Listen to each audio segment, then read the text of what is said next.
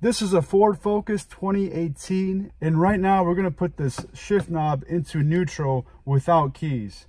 And the way you do it is get right over here, and on this piece right here, you just want to give it a nice pull. Just like that. It's held on by these tabs on the side.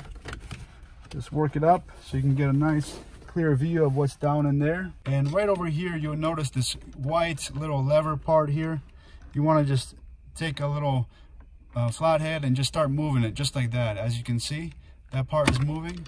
When that moves forward, that means the shift knob is released. There you go. Now you can put it into neutral and you're good to go. Now's the time to give us a big like, subscribe to our channel. We have more videos just like this. Comment. I really enjoy reading your comments. This is Eli with MyAirbags.com. Save time and money on your next project.